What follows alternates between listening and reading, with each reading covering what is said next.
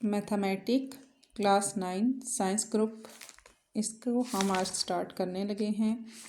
इसकी है हमारे पास exercise 1.1 find the order of the following matrix A is equal to. अब यहाँ पे ये क्या है, इसे हम क्या कहेंगे, इसे हम कहेंगे रो और इसको हम बोलेंगे कॉलम। ठीक है, अब इसमें कितनी रो है और कितने कॉलम हैं। अब इसमें 2 रो हैं और 2 ही इसमें कॉलम है, तो हम इसको क्या लिखेंगे 2/2।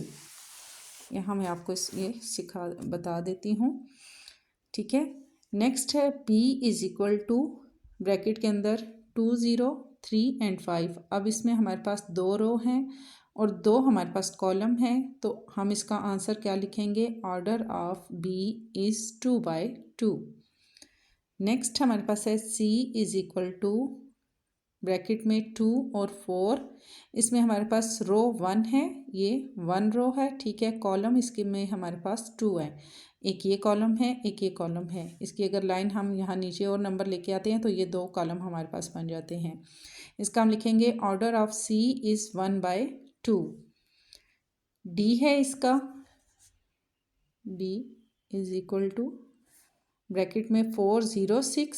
इसमें रो हमारे पास कितनी है 3 और कॉलम कितना है 1। रो हमारे पास है 3, आगे नंबर जा सकते हैं तो 3 रो बन जाएंगी और कॉलम है 1। Order of D is 3/1। ई की वैल्यू हमने यहाँ पे लिखी।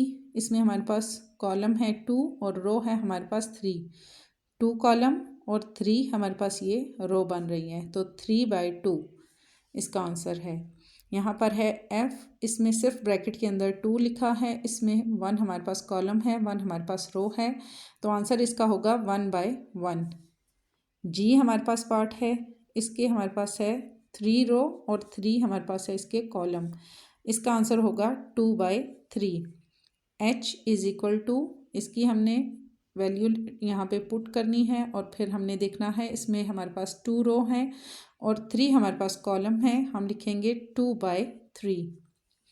नेक्स्ट इसका है हमारे पास which of the following matrix are equal. अब वो कहते हैं इनमें कौन से मैट्रिक्स हैं जो कि इक्वल हैं। ठीक है, ये पूरे इन्होंने i-j पार्ट तक इन्होंने ये हमें दिया हुआ है। इसमें आपने देखना है कि कौन कौन सी जो मैट्रिक्स हैं वो आपस में इक्वल हैं। यहाँ ये मैंने डायरेक्ट सॉल्व कर दिए हैं। ठीक है, a इज इक्वल टू सी। अब ये कैसे इक्वल हैं, a की वैल्यू और c की वैल्यू देखें। यहाँ पर क्या है 3, यहाँ पर क्या है 5 - 2। अगर हम 5 में से 2 माइनस करते हैं तो यहाँ भी ब्रैकेट में हमारे पास क्या आएगा 3 आएगा। तो इसका तो ये दोनों कॉलम या तो आप इस तरह से लिख लें या फिर a को c के साथ आप लाइन से टच कर दें कि ये दोनों कॉलम, वैसे वो टच करने वाला काम तो बच्चों के लिए होता है, बट बेहतर ये है कि आप लिखते हैं a is equal to C. b है आगे, b is equal to 3 and 5 और इसके साथ हमारे पास आएगा b is equal to I. b और i दोनों की जो वैल्यू दी गई है वो हमारे पास इक्वल है, 3 3 और यहाँ पे 5 है और यहाँ पर भी 3 + 2 है। इनको हम प्लस करें तो हमारे पास यहाँ भी 5 ही आ जाता है। तो b और i की जो वैल्यू है ये दोनों इक्वल हैं। नेक्स्ट है डी हमारे पास इसके साथ कोई मैच नहीं है, हम लिखेंगे no match. E is equal to J और एच। ठीक है, अब ई के साथ जो मैच कर रही है वो है 4 0 6 2। यहाँ पर हम जे की वैल्यू क्या दी है, अगर 2 में 2 प्लस करते हैं तो हमारे पास 4 आ जाता है, 4 में 2 प्लस करते हैं हमारे पास 6 आ जाता है, 2 में से हम 2 माइनस करते हैं हमारे पास 0 आ जाता है और 2 में 0 प्लस करते हैं तो हमारे पास 2 आ जाता है। ठीक है, ये दोनों सेम हो गई और यहाँ पर तो ऑलरेडी इन्होंने सेम दी हैं 4 0 6 2, तो यहाँ ये तीनों सेम हैं। यहाँ हम लिखेंगे E is equal to J is equal to H. Last है इसका एफ वाला, एफ इज़ इक्वल टू 2 और 6 और g इज़ इक्वल टू 3 3 - 1 और +3। अब ये भी इक्वल हैं क्योंकि 3 में से हम 1 को माइनस करें तो हमारे पास 2 आता है और यहाँ 3 में 3 प्लस करें तो हमारे पास 6 आ जाता है। तो इसका होगा f is equal to g। Third इसका है हमारे पास find the value of a b c and d which satisfy the matrix equations. ठीक है, यहाँ पर इन्होंने इक्वेशन दी हैं a + c a - 1 a + 2b 4d - 6 is equal to 0 - 7 3 और 2d। इसको हम यहाँ पे सॉल्व करेंगे। सबसे पहले आपने इसको सेट कर लेना है a प्लस बी, और यहाँ पर क्या है 0 इज इक्वल टू 0, इक्वेशन 1 हो गई। a plus 2b is equal to -7, c -1 is equal to 3d, 4d minus 6 is equal to 2d। ठीक है, ये 1 2 3 4 इक्वेशंस हमने इनको नाम दे दिया। फर्स्ट हम इसको सॉल्व करेंगे c को। ठीक है, यहाँ पर a plus C is equal to 4। अब c की वैल्यू यहाँ हमारे पास क्या है, यहाँ पर 1 दी गई है। पहले हम c वाली जो वैल्यू है इसको हम सॉल्व करेंगे। सबसे पहले c -1 इज इक्वल टू 3, क्योंकि हमने c की यहाँ पे वैल्यू लेनी है। यहाँ पर हमारे पास c की वैल्यू नहीं है, तो सबसे पहले c की वैल्यू हम निकालेंगे। c -1 is equal to 3, c is equal to, अब यहाँ पर ये 3 यहाँ आ गया, ये -1 है, यहाँ जाके ये प्लस हो जाएगा, इज इक्वल टू 3 में 1 प्लस किया तो 4, c is equal to 4, c की वैल्यू हमारे पास आ गई 4। फिर हम फर्स्ट वाली को सॉल्व करेंगे। a plus C is equal to 0, a plus C की वैल्यू क्या है हमारे पास आई, यहाँ पे 4 आई, तो यहाँ हम 4 लिखेंगे, इज इक्वल टू 0। अब a इज इक्वल टू यहाँ पे आ जाएगा -4, क्योंकि हम जब इसको यहाँ पर लेकर आएंगे तो हमारे पास आ जाएगा -4। अब 4 में से अब 0 माइनस करें या प्लस करें, आंसर हमारे पास 4 ही आएगा।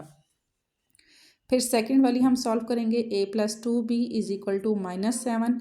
यहाँ पर a की वैल्यू हमारे पास क्या आई है, ठीक है, a की वैल्यू हमारे पास है यहाँ -4। ठीक है, -4 यहाँ लिखा, plus 2b is equal to -7।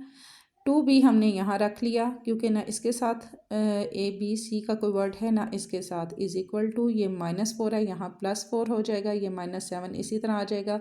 Plus minus minus, 7 में से 4 माइनस करेंगे तो -3 हमारे पास आंसर आ जाएगा। 2b is equal to -3, b is equal to, यहाँ पे अब 2 हमने इधर लेके आना है, तो ये ओवर में आ जाएगा -3/2। अब यहाँ पर इसका आंसर -1.5 है।